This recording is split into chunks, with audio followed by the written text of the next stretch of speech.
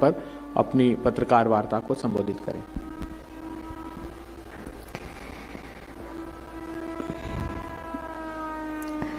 दिल्ली प्रदेश Congress committee के इस प्रांगण में इस प्रेस वार्ता पे मेरे साथ बैठे अभय दुबे जी और तेलंगाना और राजस्थान से हमारे साथी जो मेरे साथ इस प्रेस वार्ता में हैं, मैं उनका आभार व्यक्त करती हूँ। दिल्ली प्रदेश कांग्रेस कमेटी का भी आभार व्यक्त करती हूँ और दिल्ली के हमारे पत्रकार साथी जो आज यहाँ मौजूद हैं, मैं आप सबका भी बहुत बहुत आभार व्यक्त करती हूँ। साथियों, हम सब लोग दिल्ली को केवल एक राजधानी के रूप में नहीं देखते, ये देश का दिल है और ये एक ऐसा शहर है जिसने केवल दिल्ली के लोगों को नहीं पर इस देश के हर प्रांत से, हर प्रदेश से, हर जिले से लोगों को अपने हाथों में समाहित किया। राजधानी के रूप में भी इस दिल्ली ने इस देश को एक अलग दिशा दी।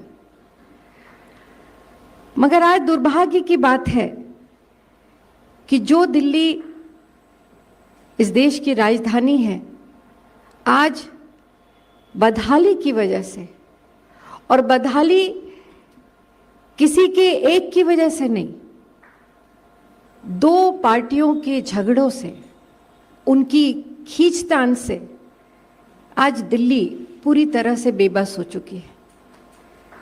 हमने वो दौर भी देखा है जब कांग्रेस पार्टी की सरकार थी, सम्मानित शीला दीक्षित जी ने प्रतिनिधित्व किया और मैं कहूँगी, गर्व से कह सकती हूँ कि एक बहुत ही शानदार दौर दिल्ली ने देखा। एक पहचान बनाई देश में, नहीं विश्व के पटल पर भी दिल्ली ने। पर जब हम आज दिल्ली को देखते हैं, दिल्ली की खबरें सुनते हैं, तो दुख की बात है कि कोई पॉजिटिव चीज दिखाई नहीं देती दिल्ली में। आज दिल्ली प्रदूषण के मामले में नंबर 1 पे। आज जिस तरह से वेस्ट मैनेजमेंट की अगर बात करें तो कूड़े के पहाड़ दिल्ली के चारों ओर बढ़ते चले जा रहे हैं। बारिश होती है तो दिल्ली जो पावर सेंटर है, हैवीवेट लोग रहते हैं, वो डूब जाती है।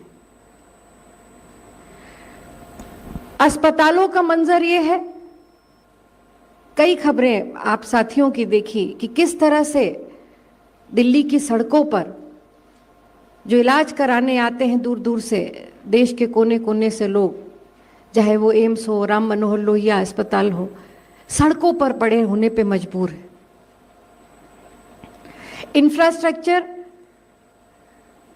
पूरी तरह से ध्वस्त हो गया। सड़कें, फ्लाईओवर जितने कांग्रेस के रेजिम में बने, उसके बाद जो बने भी, वो किसी भी तरह के विजन के साथ नहीं बने। ट्रैफिक जाम से तो मैं मानती हूं कि पूरा दिल्ली और दिल्ली से जुड़े हुए जो एनसीआर रीजन है, वो पूरी तरह से प्रताड़ित रहता है। ना हवा साफ है, ना पानी साफ है। माँ जमुना की हालत तो हम लोगों ने सबने देखी। क्या वो जमुना का नीला पानी अब सफेद झाग से दिखाई देता है। और इसका सबसे बड़ा कारण है, मैं मानती हूं, कि राजनीतिक प्रतिबद्धता, निजी स्वार्थ की वजह से उसने इस दिल्ली को इस दुर्दशा पे पहुंचा दिया। आज जिस विषय पर हम प्रेस वार्ता करने जा रहे हैं, मैं अनुरोध करूंगी अभय जी से और उनकी टीम से कि एक वीडियो जारी कर रही है आज दिल्ली प्रदेश कांग्रेस कमेटी, जो स्ट्रीट वेंडर्स हैं, ये हमारा विषय है प्रेस कॉन्फ्रेंस का, और उसी से संबंधित एक वीडियो है। मैं चाहूंगी कि पहले वो वीडियो प्ले कर दे, उसके बाद मैं आगे प्रस्तुत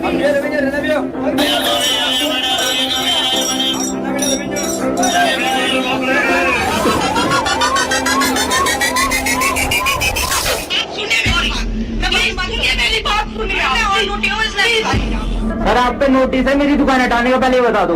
ये मेरा सामान लेके जा रहे हैं।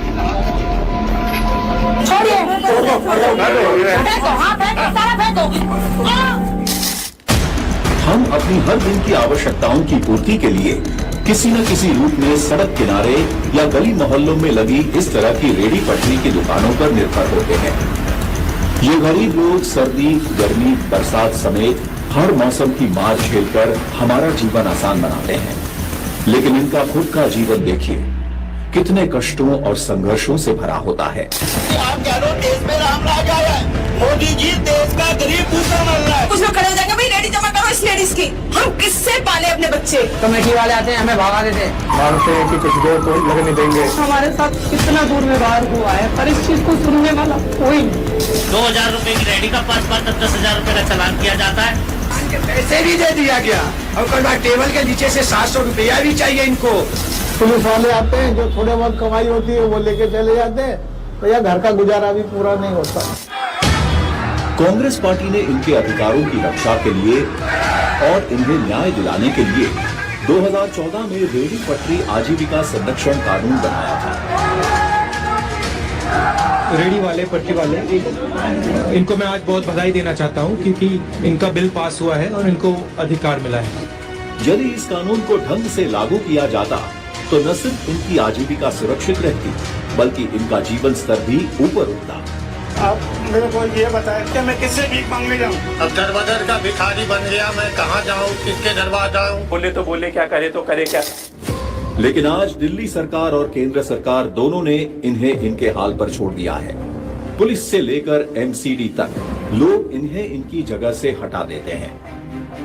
इनके खिलाफ सरकारों की असंवेदनशीलता का अंदाजा इससे भी लगाया जा सकता है कि जिन इलाकों में प्रधानमंत्री स्वनिधि योजना के तहत लोगों को लोन मिल चुका है, वहां से भी उन्हें हटाया गया है। दक्षिणपुरी, पानी की टंकी, पीपल चौक, विराट चौक, पुष्प विहार, मदनगीर कुछ ऐसे ही इलाके हैं। Dabri road market, Mangolpuri market, Karol Bagh, Ajmal Khan road से भी रेडी पटरी वालों को हटाया गया है।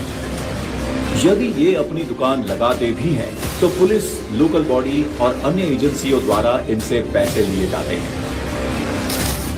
कांग्रेस पार्टी दिल्ली के अलग अलग इलाकों में ऐसे करीब 5 लाख रेडी पटरी वालों को न्याय दिलाने के लिए प्रतिबद्ध है। होगी हर जरूरत पूरी, कांग्रेस है जरूर।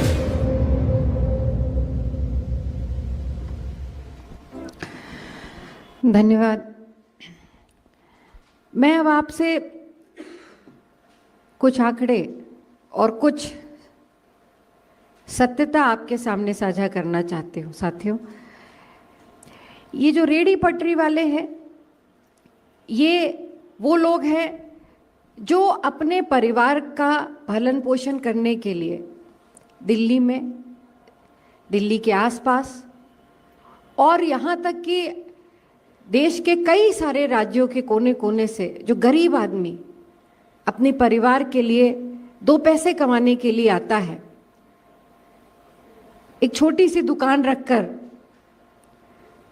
पैसे कमाकर अपने परिवार का पालन पोषण करता है, ये उनका दुख है, ये उनकी तकलीफ है। ज़्यादातर लोग, मैं ये कहूँगी, हमारे पूर्वांचल के ही हैं जो यहाँ पर रेडी पट्टी लगा करके अपनी जीविका अर्जित कर रहे हैं। साथियों, मैं चाहती हूँ थोड़ा सा आप ध्यान इस पर ज़रूर दें। 5 मार्च 2014 को कांग्रेस की सरकार थी। देश भर में रेडी पटरी पर काम करने वालों के लिए कानूनी अधिकार उनको दिया गया था। ये कानून पास हुआ। इस कानून का नाम था रेडी पटरी आजीविका संरक्षण कानून 2014। दुर्भाग्यवश कानून के आने के बाद कांग्रेस की सरकार चली गई और दिल्ली में केजरीवाल जी की सरकार आ गई। और उससे भी बड़ा दुर्भाग्य ये था कि केजरीवाल जी ने 6 वर्ष तक मुख्यमंत्री बनने के बाद ये कानून लागू नहीं किया। उसके बाद 3 अक्टूबर 2019 को जब इसकी अधिसूचना प्रदेश सरकार ने जारी की, केंद्र सरकार ने जो अधिसूचना जारी की थी 2014 में, और उसके बाद केंद्र सरकार के बाद 6 वर्षों बाद केजरीवाल जी की सरकार ने ये अधिसूचना जारी करी, पर आज तक दुखद है ये, आज तक इस पर पूरा अमल नहीं किया गया। इस कानून की पहली अधिसूचना को धारा 21 में प्रावधान है कि शहर की आबादी का 2.5% जो जनसंख्या है वो रेडी पटरी वालों को निर्धारित की जाएगी। और जैसा मैंने कहा कि इसमें ज़्यादातर पूर्वांचल के लोग थे, पर ये अगर इसको अनुमानित किया जाए तो यहाँ की आबादी 3 करोड़ है, तो लगभग 7.5 लाख परिवार लोग होंगे। और उन पर अगर एक परिवार में मान लिया जाए कि 5 लोग हैं तो लगभग 35 लाख परिवार इंडिविजुअल्स इससे प्रभावित होंगे। तो एक बहुत बड़ी जनसंख्या दिल्ली की है जो इस कानून से, इसके बनने के बाद एक पॉजिटिव तरह चल पाती, उनकी आजीविका स्ट्रीमलाइन होती। इसी कानून के तहत टाउन वेंडिंग कमेटी बनने का प्रावधान भी है, जिसमें 40% सदस्य वो रेडी पटरी वाले ही होंगे। और सबसे बड़ी बात यह है कि ये वो लोग होते हैं जो ये नॉमिनेट नहीं होते, ये इलेक्ट होते हैं। ये बहुत ही पावरफुल एक कमेटी थी, पर दुखद है कि वो भी पूरी नहीं की गई। उस कमेटी की भी जो शक्तियां थी उनको सीमित रखा गया। इस कानून के अध्याय 2 की धारा 2 में प्रावधान है कि किसी भी रेडी पटरी वाले को हटाया नहीं जा सकता जब तक सर्वे न पूरा हो जाए या उनको विक्रय प्रमाण पत्र जब तक ना मिल जाए तब तक नहीं। पर दुख की बात यह है कि आज तक सरकार ने उनको व्यवस्थित नहीं किया, और उससे भी ज्यादा दुर्भाग्यपूर्ण था कि नो वेंडिंग जोन जो बनने थे, जिसके लिए बाध्य थी प्रदेश की सरकार और केंद्र की सरकार, वो नो वेंडिंग जोन भी अभी तक नहीं बने। और ये मैं नहीं कह रही हूं, ये कोई आरोप कांग्रेस पार्टी का नहीं है, ये देश के सर्वोच्च सदन लोकसभा में ये जवाब दिया है कि दिल्ली में कोई भी नो वेंडिंग जोन अभी तक नहीं बना।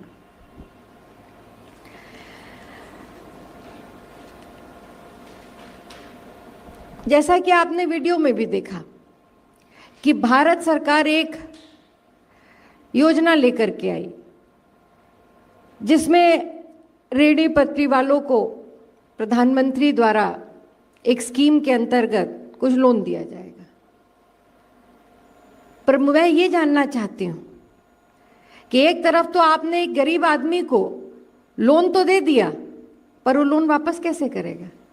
अगर उसकी दुकान आप रोज पुलिस वाले आएंगे और 4 डंडे मार करके उसको, या एमसीडी वाले आएंगे 4 डंडे मार करके उसको भगा देंगे, तो वो लोन उसकी मदद नहीं करेगा, उसके और उसके परिवार के लिए अभिशाप बन जाएगा, और बन गया है। ये एक बड़ी चुनौती खड़ी हो गई। साथियों, आज जो परिवार रेहड़ी पटरी में दुकान लगा रहे हैं, उनको व्यवस्थाएं नहीं मिली, प्रमाण पत्र नहीं मिले। जैसा कि जो कुछ आंकड़े जारी हुए, मात्र 72,467 स्ट्रीट वेंडर्स की पहचान हुई। अब आप लोग भी पूरे दिल्ली में घूमते होंगे, क्या इतनी संख्या है? इससे कहीं ज्यादा होगी। तो सरकार तो अभी तक उनको चिन्हित करने में ही असफल रही। एक लंबी पारी खेलने के बाद भी ये सरकार उनको चिन्हित नहीं कर पाई। और उसमें भी जो सर्टिफिकेट जारी किए उन्होंने, 72,000 चिन्हित किए थे, उसमें भी 62,000 सर्टिफिकेट जारी किए, 1000 सर्टिफिकेट, और उनमें से भी पहचान पत्र भी मात्र 56,422 ही जारी कर पाई। तो पूरी तरह से असफल रही है ये प्रदेश सरकार।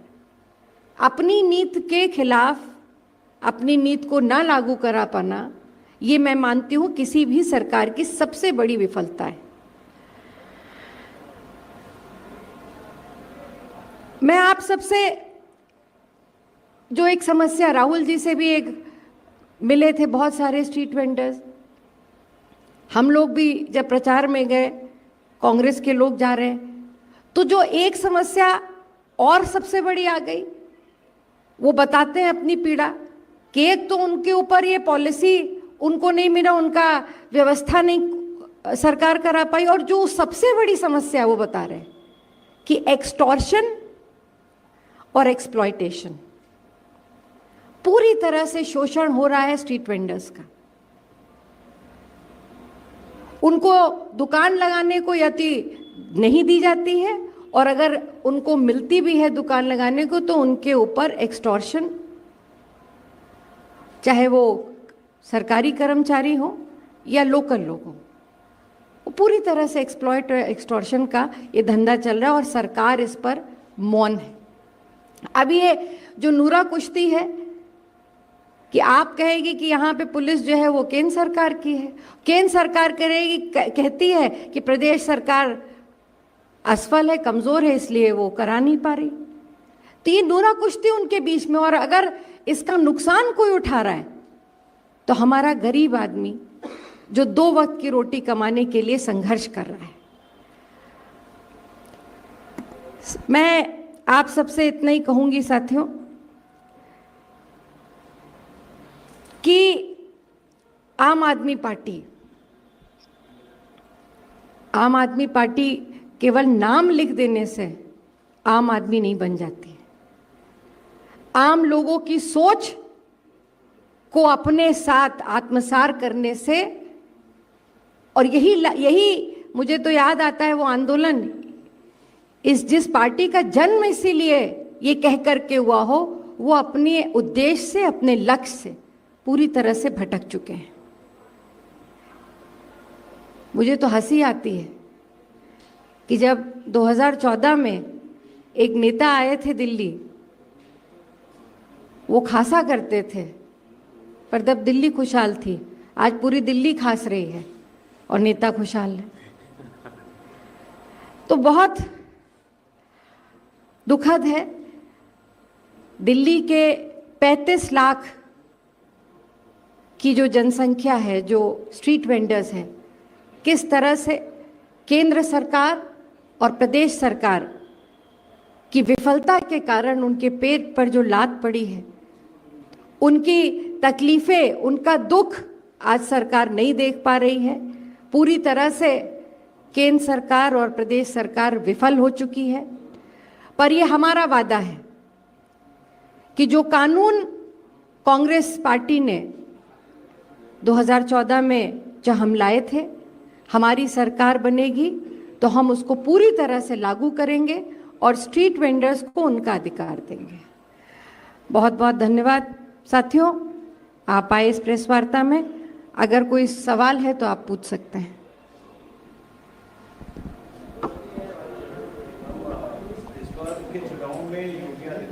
भी आए थे और उन्होंने लॉ एंड ऑर्डर के ऊपर क्वेश्चन किया और जिस तरीके से आपने बोला कि यमुना के ऊपर इस बार स्टेट गवर्नमेंट को उन्होंने law and order state centre यहाँ पे देखती है और उनका ये अटैक जब स्टेट के ऊपर हुआ तो आपका क्या रिस्पॉन्स रहेगा? खुद ही के नहीं, देखिए, अगर लॉ एंड ऑर्डर दिल्ली में खराब है तो ये तो मुझे लगता है कि जो लड़ाई दिल्ली से लखनऊ तक पहुंची हुई है ये उसका रिफ्लेक्शन था।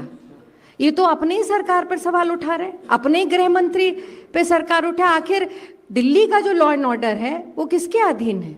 होम मिनिस्ट्री के अधीन है।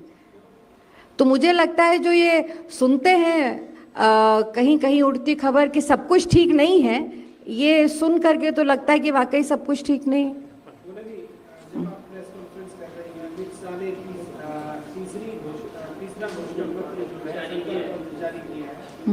उसमें अमित शाह ने कहा है कि साबरमती रिवर फ्रंट के तर्ज पर यमुना रिवर फ्रंट बनाया जाएगा और 3 साल के बाद केजरीवाल जी अपने परिवार के साथ यमुना में डुबकी लगा सकेंगे। आपका रिएक्शन?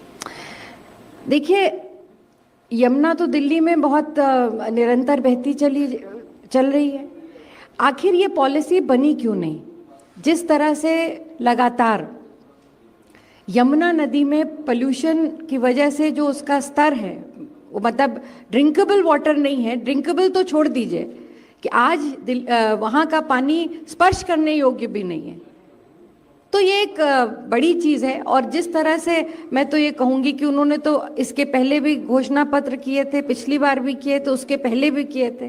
पहले दिल्ली अपनी सरकार को संभाल ले, उसके बाद दिल्ली की बात वो करेंगे, क्योंकि पूरी तरह से ये जो चुनाव है ये दिल्ली के लोग अपने अधिकार की लड़ाई लड़ रहे हैं और कांग्रेस उनके साथ खड़ी है। और ये चुनाव केजरीवाल और भारतीय जनता पार्टी के खिलाफ चुनाव है। उन्होंने ये भी कहा कि 5 साल में 20 लाख से ज्यादा रोजगार जो है वो दिल्ली में पैदा किए जाएंगे अगले साल।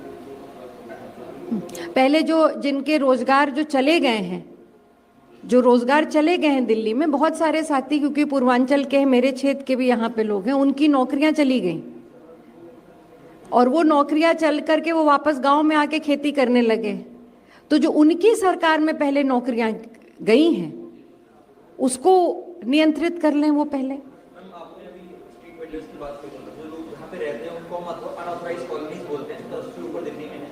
अमित शाह ने अपने मैनिफेस्टो लॉन्च करते हुए ये प्रॉमिस भी किया है कि अगर उनकी पार्टी सरकार में आती है दिल्ली में, जो 1700 से ज्यादा ऑथराइज्ड कॉलोनीज है, कुछ को छोड़कर सबको जो वहाँ लोग रहते हैं उनको उनके घरों पर मकान हक दिया जाएगा। वो उस घर को बेच सकते हैं, बढ़ा सकते हैं, कम कर सकते हैं।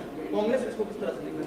देखिए, भारतीय जनता पार्टी इत्तेफाक की मतलब मैं कहूँगी कि बड़े दुख की बात है कि चाहे वो आप हो या भारतीय जनता पार्टी, ये केवल घोषणा करते हैं और चुनाव के बाद वो भूल जाते हैं। आप देश को ही देख लीजिए, 2 करोड़ नौकरियां जब इनके मैनिफेस्टो में था, 2 करोड़ नौकरी हर साल मिलेगी। मैं आप मेरे साथी ने जो सवाल पूछा था मैं इसको उससे जोड़ती हूँ। अगर वो आंकड़ा जोड़ा जाए तो 10 करोड़ रोजगार तो मिल जाना चाहिए था नौजवानों को। नौकरियां मिली नहीं, कोविड के बाद जो दौर आया ज़्यादातर नौकरियां चली गई। तो इनके लिए तो जो केवल इनके 2 मित्र हैं वो और उनका परिवार कैसे आगे बढ़ेगा, यही एजेंडा रहता है। तो मैं इतना ही कहूँगी कि भारतीय जनता पार्टी की कथनी और करनी में बहुत फर्क है। इन्होंने हमेशा मैनिफेस्टो में ऐसी ही घोषणाएं की हैं जिनके प्रति उनकी कोई जवाबदेही नहीं रही है।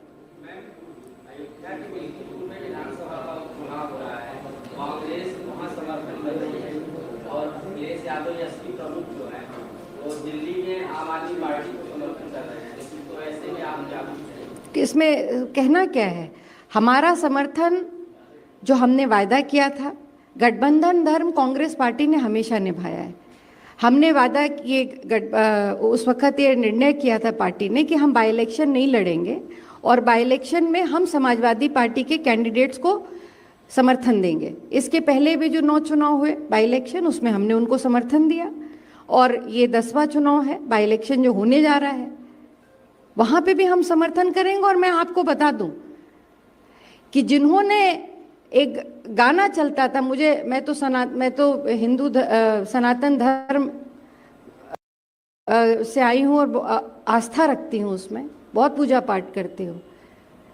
ये प्रभु राम का श्राप था भारतीय जनता पार्टी को, जिन्होंने गाना चलाया था कि हम उनको लाएंगे जो भगवान राम को लाए हैं। याद करिए, वो गाना खूब चला था। तो ये भारतीय जनता पार्टी जो ये झंडा उठाए घूम रही है कि भगवान राम को ये लाए थे, तो भगवान राम ने उनको रास्ता बता दिया कि तुम जहां से आए थे तुम वहीं वापस चले जाओ।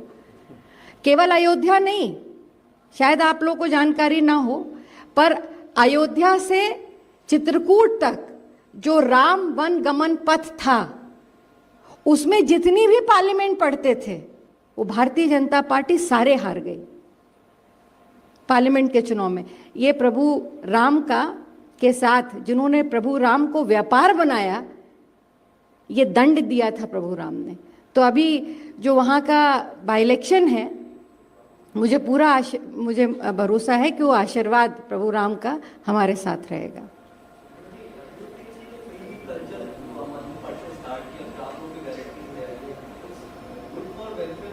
देखिए, एनी स्टेट, चाहे वो स्टेट जो होती है, जो गवर्नमेंट है, वो प्रॉफिट अर्निंग ऑर्गेनाइजेशन नहीं होती। बहुत सी ऐसी चीज़ें होती, कोई जो स्कीम्स होती हैं वो पब्लिक के लिए होती हैं और हमेशा होती रही। आज चाहे वो आप हो या बीजेपी हो, ये गारंटी राशन की गारंटी की बात करते हैं, तो क्या ये लेकर के आए थे? ये बिल कांग्रेस पार्टी लेकर के आई थी, और आज से नहीं, 1951 से। और उसके बाद ऐसी कई योजनाएं चली जो जन कल्याणकारी थी। हमारा देश जब आज़ाद हुआ था तो हमारे पास खाने को नहीं था। हम बाहर से हमें देश भेजते थे तो हमारे यहाँ गरीब आदमी खाना खाता था और एक टाइम खाना खा पाता था।